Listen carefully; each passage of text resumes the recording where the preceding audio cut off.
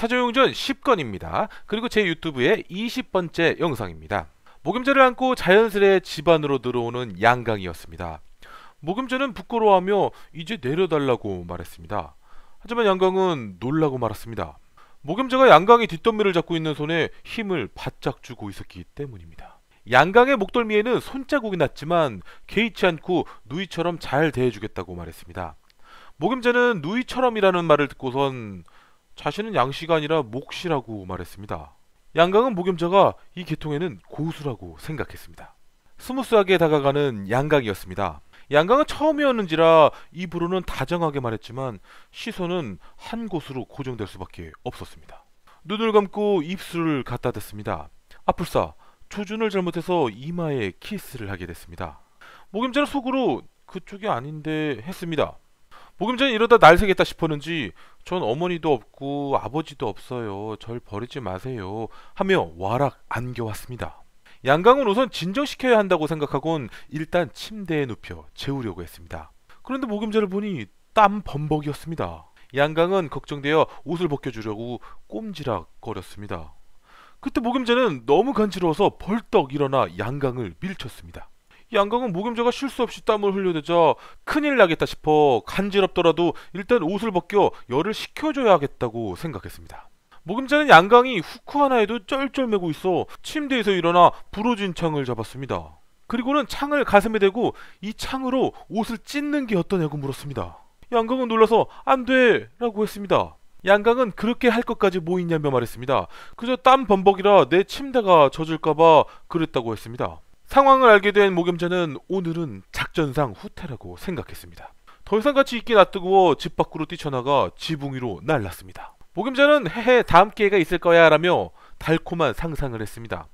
한편 양강은 목염제는 확실히 태생적으로 땀이 많은 여자였구나 했습니다. 다음날 황룡은 서생 차림을 하고 곽정 앞에 나타났습니다. 오늘도 황룡식 데이트를 해볼 작정이었습니다. 두 사람은 태호라는 큰 호수에 배를 타고 나가보기로 했습니다.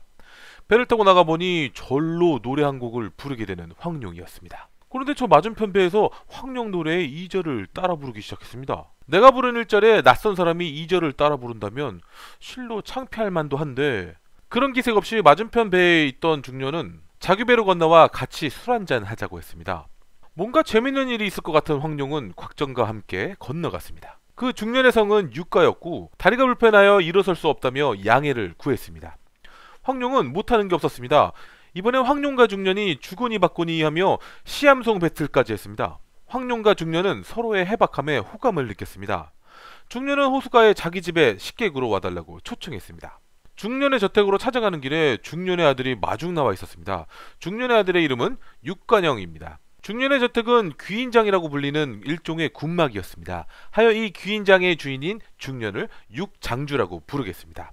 집안으로 들어가니 육장주가 침상에 앉아서 반겨주었습니다. 황룡은 집안에 걸린 그림들과 시들을 보고는 지식자랑을 한바탕 펼쳐주었습니다. 육장주는 황룡의 해박함에 흡족했습니다. 어느덧 저녁이 되자 곽정과 황룡에게 당부했습니다. 밤에는 절대 밖으로 나오지 말라고 말이죠. 그러거나 말거나 황룡은 밤이 되자 곽정을 데리고 일단 집 밖으로 나가보았습니다.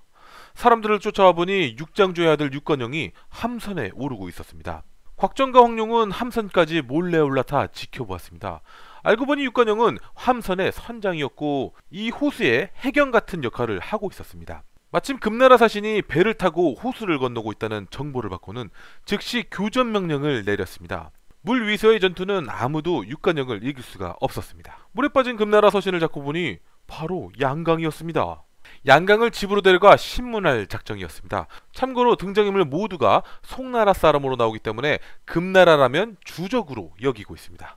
또 송나라 사람은 한족이고 금나라 사람은 여진족입니다.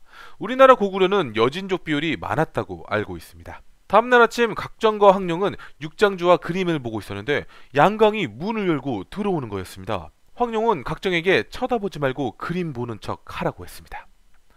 양강은 잡혀있다가 도망쳐 나왔던 것이었고 앞에 보이는 육장주가 약해 보여 인질로 잡으려고 했습니다. 마침 육장주의 아들 육건영이 달려와 양강을 공격했습니다.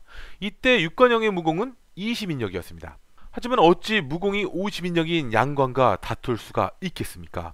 양강은 무릎구멍 송송신공으로 육관영에게 부상을 입혔습니다. 그때였습니다. 다리가 불편해 걸을 수도 없던 육장주가 공중으로 몸을 날려 양강에게 덮쳐갔습니다. 황룡은 육장주의 무공을 보고 자기 집안의 무공과 비슷하다고 생각했습니다. 그리고 아들 육관영과 하인들은 육장주가 무공을 전혀 못하는 줄 알았는데 상당한 고수급 실력에 놀라고 말았습니다. 승부는 얼마 가지 않았습니다. 우리 불쌍한 양강은 장력에 맞고 기절해버렸습니다. 이때 육장주의 무공은 80인력이었습니다. 육장주는 아무 일도 없다는 듯이 다시 그림이나 보자고 했습니다. 그날 밤도 곽정과 황룡은 밖으로 나왔습니다. 그런데 마침 목염자가 양강을 구해주러 저택 안으로 숨어 들어왔습니다. 황룡이 숨어서 목염자를 양강이 잡혀있는 곳까지 안내해 주었습니다. 양강은 이 기회만 벗어나면 목염자와 시골에서 농사나 짓고 살겠다고 했습니다.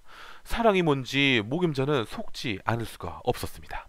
양강은 자신의 사부 중 한 명인 매초풍을 이곳으로 불러와 이들을 해치우고 위기를 벗어나고자 했습니다. 목염자는 매초풍이 누군지도 모른 채 양강을 사랑한 죄로 매초풍을 찾아 나섰습니다. 양강이 알려준 곳으로 가니 양강이 말한 대로 해골 더미가 있었습니다.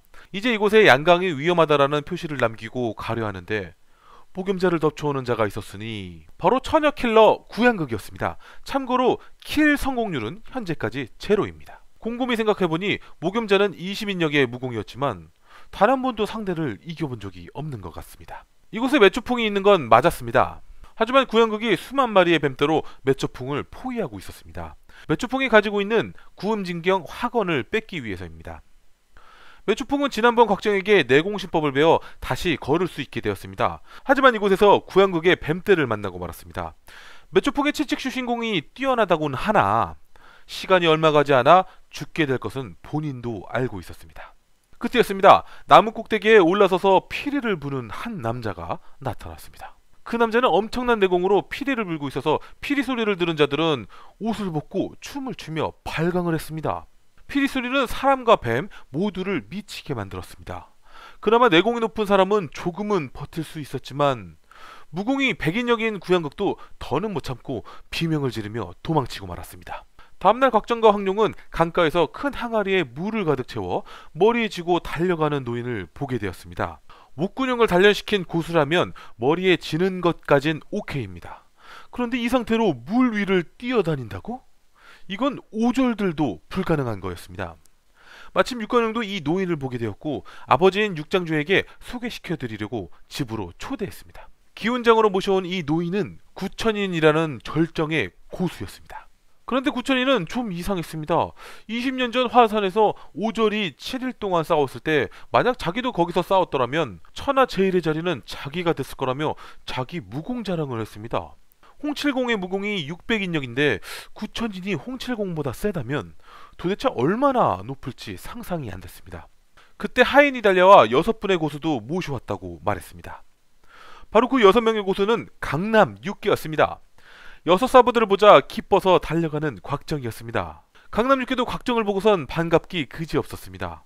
다만 셋째는 황룡에게 아직도 심통이 나 있었습니다. 강남 육계와 육장주도 서로 정중하게 인사를 나눴습니다. 이어서 절정의 고수 구천인도 소개해 주었습니다. 모두들 식탁에 앉자 구천인이 강호인들도 이제 나라를 위해 힘을 모아야 한다고 말했습니다. 그 말에 모두들 나란 일이라면 무슨 일이든 돕겠다고 하자 그래서 구천인이 한다는 말이 금나라를 도와 송나라를 멸하자는 얘기였습니다. 그 말에 무림의 선배고 절정의 고수고 다 필요 없었습니다. 육장주는 빡쳐서 뜻이 다른 분이니 나가달라고까지 했습니다. 그러자 또 무공자랑을 하는 구천인이었습니다. 술잔의 윗부분을 칼로 도려낸 것처럼 말끔히 잘라내는 거였습니다. 실로 이 무공은 대단한 거였지만 셋째는 잘 몰라서 그랬는지 한판 붙자고 했습니다. 그 말에 구천인은 강남 육계 6명이 동시에 덤비라고 말했습니다. 마당으로 나가 의자에 앉아있는 구천인은 기를 끌어모았습니다. 그 기가 얼마나 대단했는지 몸 주변을 기가 감싸고 있을 지경이었습니다. 이렇게 말이죠.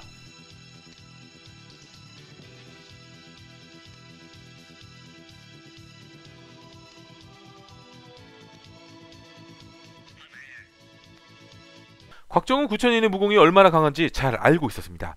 사부님들이 걱정되어 자신이 먼저 달려들 수밖에 없었습니다. 그런데 구천인은 어딘가 이상했습니다. 혼자 중심을 잃거나 장력도 파리를 잡을 때 말곤 쓸모없는 수준이었습니다. 곽정은 구천인에게 겁을 잔뜩 먹고 있어서 그저 방어만 할 뿐이었습니다. 그러다 실수로 구천인의 화려한 장력에 맞았습니다. 곽정이 걱정돼 황룡은 울음까지 터뜨렸습니다. 그런데 어랏? 멀쩡하네? 곽정은 구천이의 무공이 가짜라고 말하며 다시 덤벼들었습니다. 이제 쫄지 않고 처음으로 공격까지 해봤습니다. 그리고 그 공격 한 번으로 구천이는 훨훨 날아가고 말았습니다. 그런데 날아가는 구천이를 공중에서 잡아채는 이가 있었으니 바로 매초풍이었습니다. 그리고 매초풍 뒤쪽 저 멀리 무서운 내공으로 피리를 불던 남자가 보였습니다. 이렇게 사조용전 10권이 끝났습니다. 본격적으로 오절들의 등장이 시작되었습니다.